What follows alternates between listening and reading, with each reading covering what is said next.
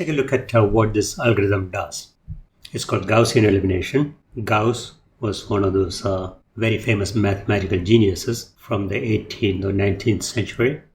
Gaussian elimination is defined in terms of elementary row operations, EROs. A row in AX equal to B, as you have seen, is actually one equation. So anything you can do to an equation, you might want to do that to the rows of a matrix so that you can arrive at the equation, arrive at the solution. So what are the things that you typically do in order to solve equations? If you have three equations, you might subtract the second one from the first, for instance, to eliminate one variable. And then after getting that one variable in terms of the other two, you might want to substitute that in the third one. So that's the kind of stuff that you would do. In making that into an algorithm, what you will do is to limit yourself to a certain set of operations, and those operations will do something that is equivalent, and that would be enough to actually completely solve the equations. The thing is, once you have written down the coefficients in a matrix, if you do operations on the coefficients, that's the same as doing the stuff in the equations. The fact that there is a variable x, y, or z or something like that, you don't have to tag them along in actually solving the equations, because you just need the coefficients. You just have to keep track of the fact that the coefficient of x will always appear in the first column, that of y will always appear in the second column, and so on. That's why this actually works. So typical algebraic manipulations of equations will include adding or subtracting one equation from another, or scaling one equation and subtracting from another. So here are a couple of examples. We'll do it systematically. What do you do if you have x plus y equal to 5, x minus y equal to 1? One thing that you can do is to subtract 1 from 2. I'm doing it that way rather than the intuitively obvious way of adding these two things, because what we want to do in Gaussian elimination is to keep the first row kind of constant and then use the first row to do stuff to the second, third, and fourth rows like that. So we subtract the first row from the second. That will give you minus 2y equal to minus 4, and then you divide both sides by minus 2, and then you get y equal to 2. So that's how you would do it in Gaussian elimination. But of course, you will not be having the y or x or anything anywhere, because this is an algorithm. This runs on a computer, in a numerical computer. So you will just have 1, 1, 1 minus 1, etc. So let's define three operations. These operations, as you will see, will not change the solutions of a system of linear equations. Swap any two rows. That would be like calling the second equation the first one and the first equation the second one. So that doesn't change the solution. Multiplying any row by a scalar. So if I take first equation here, x plus y equal to 5, multiply that by 2, 2x plus 2y equal to 10. It's the same as the first equation in terms of the solutions. Not in terms of the actual form, but in terms of the solution. It doesn't change the solution. And add a multiple of any row to another. That is, I take the first row again, multiply that by minus 1, and then add it to the second row, which is the same as subtracting the first row from the second. And that also doesn't change the solution. But just to be clear, now that we know determinants, we know from one of the properties that if you add a multiple of a row to another row, the determinant doesn't change. If it is a square matrix, then you have a determinant, and that wouldn't change if you do this operation. So ERO3 will not mess with your determinant. Something to keep in mind. In doing Gaussian elimination, you will definitely use ERO number 3. You will try very hard, at least in the mathematical part of it, not to swap any two rows, because if you swap two rows, then the determinant changes sign. It's not a big deal. You just have to keep track of how many times you swapped. We certainly will not use ERO number 2, scaling a row by a number. That is not needed yet, not for today's lecture. So we'll mostly focus on this guy, but we might have to do this in certain situations. You will see that. Now, since our equations are of the form ax equal to b, when you do row operations on A, if you want to keep the equations unmodified, you better do the same thing on the right hand side also. That's the constant side. So this is our equation in the matrix form corresponding to equations 1 and 2. X plus y equal to 5. 1, 1, 5. So 1 times x plus 1 times y equal to 5. The second equation reads 1 times x plus minus 1 times y, that is x minus y, equal to 1. So it's the same. So whenever you do any kind of a row operation, you'd better do this on the right hand side also, to the constants also. That means you have to tag that along. You don't have to worry about the variables here, but you do have to worry about the constants. So in order to solve this system of linear equations, what you would do is to write it in the form of an augmented matrix. Augmented means you will write the coefficient part and also augment it by the constants also. And you put a bar there when you're writing it. It's not absolutely essential. You do it just to remind yourself that 5 and 1 are actually not the part of the coefficients, it's actually the constant side. Then there is one concept I have to introduce you to. The first operation that we did was to subtract the first equation from the second, which is like saying subtract the first row from the second row. So that was first row 1, 1, subtracting from 1 minus 1. So this becomes 0. And this guy becomes minus 2. And the other side, 1 minus 5, that becomes minus 4. Now if you look at this form here, you see that the first row has a number in the leftmost column. The second row doesn't. Well, it does, but it's 0. So the first non-zero number in any row is called the pivot. The first non-zero element in a row is called the pivot of that row.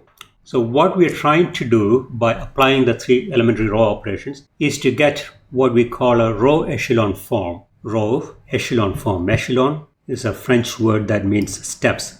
So what we are trying to do is to make steps of this kind. So over here you have 0, and on the right of the steps you have so let me define row-echelon form for you. A matrix is in its REF, row-echelon form, if all rows with 0 elements are at the bottom of the matrix. So if there is one row that contains all zeros, then that row has to be at the bottom of the matrix. If there are multiple rows, all those rows will have to be at the bottom of the matrix. And the first non-zero element in any row is strictly to the right of the first non-zero element in the row above it. So if there is a non-zero element in this row, number 2, that non-zero element will have to be strictly to the right of the non-zero element in the first row, which is why this from the previous slide was in the row-echelon form. So the first non-zero element here is to the right of the non-zero element above it, but there's nothing above it, so it's in the first row, first column. But in the second row, the first non-zero element is not over here in column number 1, it's in column number 2. That way it's to the right of the non-zero element in the row above it.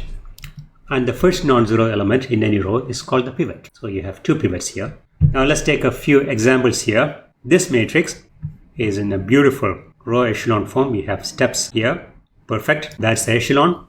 In each row, let's take row number 3. The first non-zero element, pivot, by the way, is to the right of the pivot in the row above. The first non-zero element in the row above. And 3 is to the right of 5. 13 is to the right of 17. So this is a perfect row-echelon form. This guy also is row-echelon. It's just that in the second row, you don't have a pivot here in column number 2. It happens to be here. And that, even though it's in the third column, it's the pivot because it's the first non-zero element in that row. And 5 is over here. That is the pivot in the first row. That also is in row-echelon form. So another one, again, the second row does not have a pivot in the second column. It's in the third column. That's okay. So the red numbers are the pivots. The last example here, this also is in the row-echelon form because there is a 0 row here, but that is at the bottom of the matrix. Now let me define one more entity, property of a matrix called the rank. So the pivots are the leading non-zero elements in a row of a matrix in its REF form. So if it is not in its row-echelon form, if it is in some random form, you cannot call the first non-zero element in a row the pivot. That doesn't make any sense. It's also called the leading coefficient for obvious reasons. If the column has a pivot, it's called a pivot column, and the row will always have a pivot, or it will be all zeros in the REF. If it is not all zeros, there is one element that will be the first non-zero element, and that would be the pivot. So that is kind of folded into the definition of the pivot. Now rank is the number of pivots of the matrix in its REF form. Obviously, if it is not in the REF, even calling something a pivot is nonsense. So rank is the number of pivots of a matrix in its REF, row echelon form. Now each row, as we saw, can have a maximum of one pivot. So the rank has to be less than or equal to the number of rows. And each column also can have only one pivot. Why? Because we said that the first non-zero element in any row will have to be to the right of the non-zero element in the row below it. So you cannot have two pivots in one column. The second one will not be right. That will have to move to the right. So a column cannot have two pivots, and you cannot have more pivots than the columns. Each column can have only, at best, one pivot. So then rank has to be less than or equal to the number of columns too. If there is a matrix A that has m rows and n columns, the rank cannot be more than m, it cannot be more than n. So the rank is less than or equal to the minimum of m or n. If it is a wide matrix, the largest rank, the maximum rank it can have is the number of rows. If it is a tall matrix, the largest rank it can have is the number of columns. And if a matrix does have the largest possible rank it can potentially have, then that matrix is called a full rank matrix. If it's a square matrix, if it is full rank, then each row has a pivot and each column has a pivot also, and the rank is going to be n if the matrix is n by n. If a matrix is not full rank, then its rank deficiency is defined to be the minimum of its rows and columns minus the actual rank it actually does have. So these are the things that we'll kind of circle back to many times during the rest of this course. So even if you cannot retain it at this point, it doesn't matter, you will, because you will hear it about 8 million times in this course. So let's take a bunch of examples and then look at the rank, maximum possible rank, is it full rank, its rank deficiency, etc. Matrix A, it's a square matrix, 4 rows and 4 columns, and each row has a pivot, so there are 4 pivots. What's its rank? It is 4. It is 4. What's the maximum possible rank? It's the minimum of the number of rows, number of columns, which are the same, so 4. Is it full rank? Yes, because the maximum rank is 4 and it does have a rank of 4. Fine. Rank deficiency is 0. What about matrix B? 2 rows, rank is 2, so it is full rank.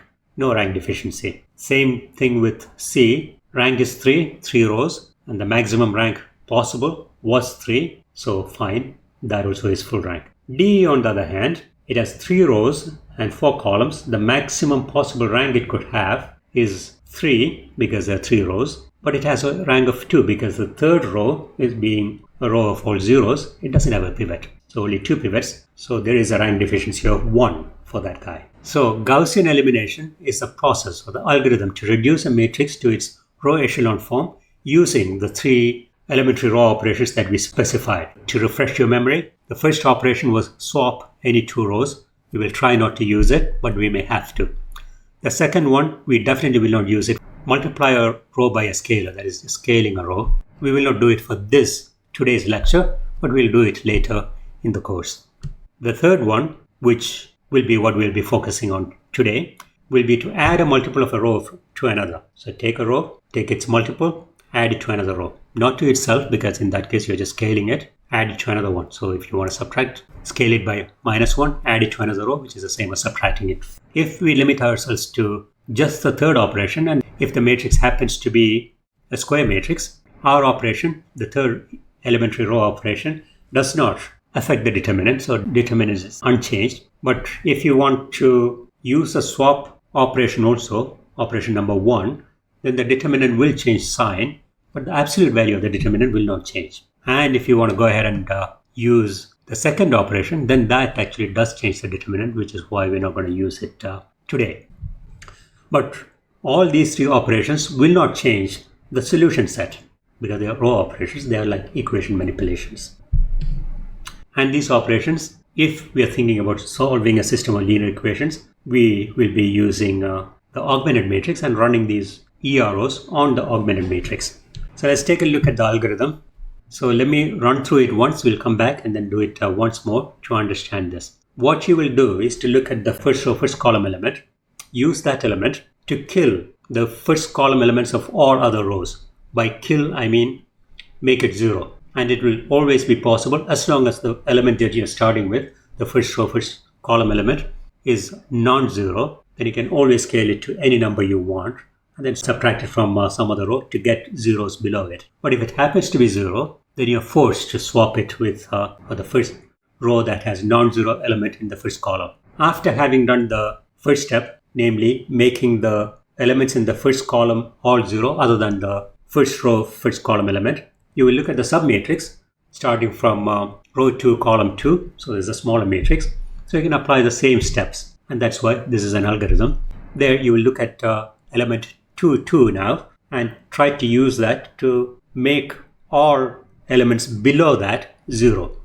So from the third row, second column, fourth row, second column, you want to make all those guys 0 by subtracting away appropriate multiple of the second row from the subsequent rows. And then you continue until you run out of rows. At any point, if you cannot make the elements below a particular element 0, that means that the element that you're starting with is already 0, then you have to swap. This sounds a bit complicated. So let me show you a visualization so that it might be clearer. So here I have a matrix. These are integers. So the original matrix is right here. This is my A. I am trying to use row number 1, column number 1, that 0 there. I'm trying to use that to make all of the elements in the first column 0. But I cannot do that. It doesn't matter how I scale the first row.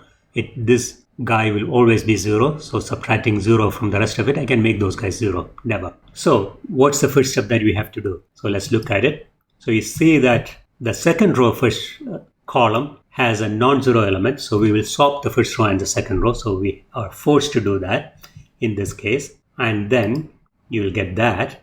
Now I can subtract the first row from the rest of the rows. The second row, I don't have to subtract anything. But the third row, I can subtract the first row from that. I can add the first row to the fourth row. And then the fifth row, I can just subtract it away. So after doing that, I get all zeros there. Then I look at the submatrix starting here. There again, I have a 0 there, unfortunately. So I have to swap those two guys. And then I do my subtraction here and there. Then I get all zeros below that. And I look at the rest of them. Again, the same situation. But in this case, that is not a 0. So I can just subtract that from the rest of the guys. Or add or subtract an appropriate multiple of it from the rest of the rows. And then I get all zeros there. And then you proceed with one more step to get a 2 there. So now I have pivots everywhere. They all happen to be 2, but that is just an accident. So this is how you would do it.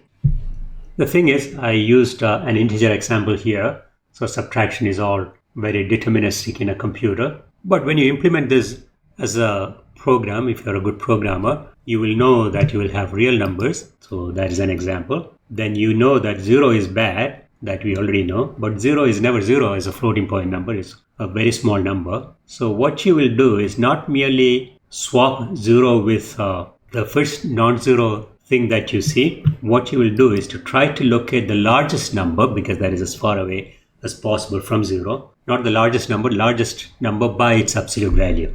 And then swap it with that one. Even when the number that you're starting with is not 0, you will do this. In the next step, you have to divide 1.2 by whatever number you see here. And if that number happens to be a very small number, not necessarily 0, but a very small number, then your errors will kind of get amplified in the subsequent steps, and your errors are going to blow up and is numerically very unstable. So you always try to get the largest number in any column. Start from that. The next step, you make everything 0.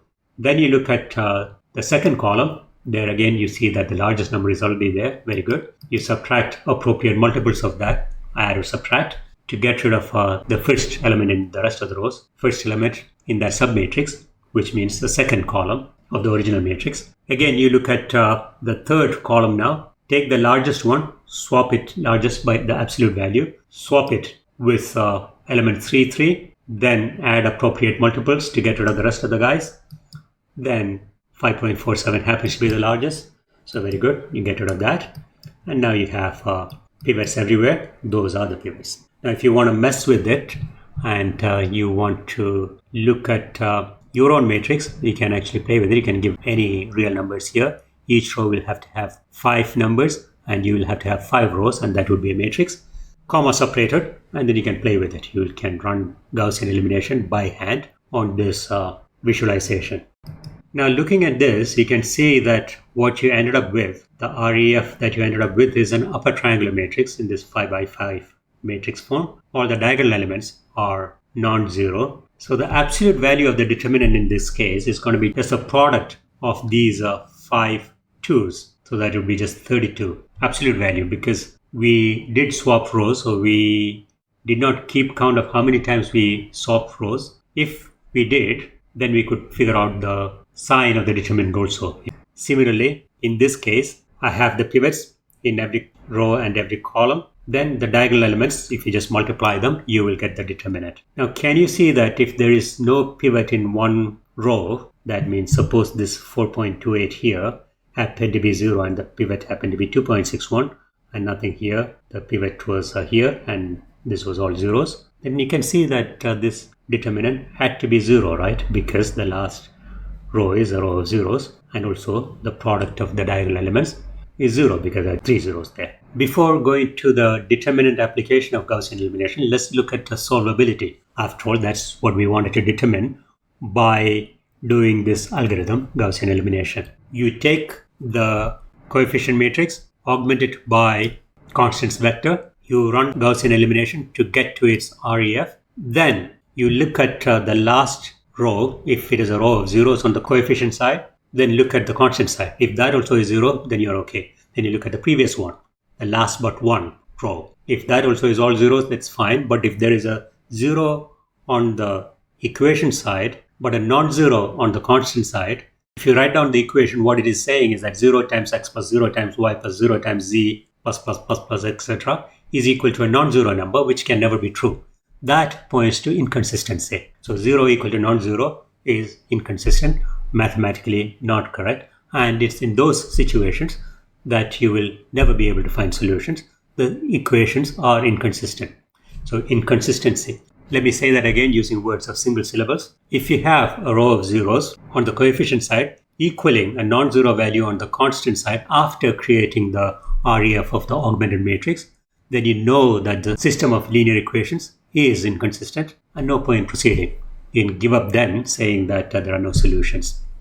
Otherwise, then you look at the number of pivots in the REF, and if the number of pivots is the same as the number of variables, that means you have just the right number of consistent and independent equations and you can get a unique solution.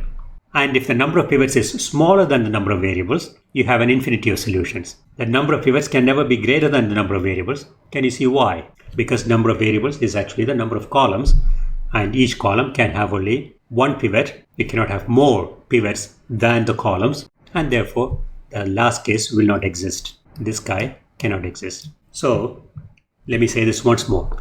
If there is inconsistency indicated by the fact that you have 0 equal to non-zero, give up. No solutions. Otherwise, look at the number of pivots, which is the rank of the matrix. If that is the same as the number of columns of the matrix, which is the number of variables, then you have a unique solution. If the number of pivots is smaller than the number of variables, then you have an infinity of solutions. And that's it.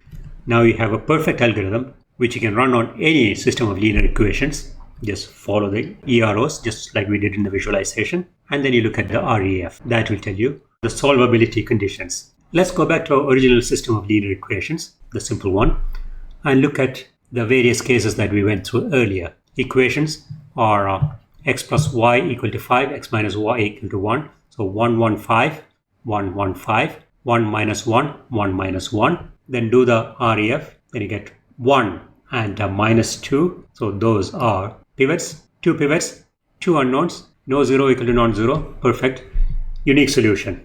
Now x plus y equal to 5, 1, 1, 5, that is REF. Then how many pivots do you have? You have 1 pivot.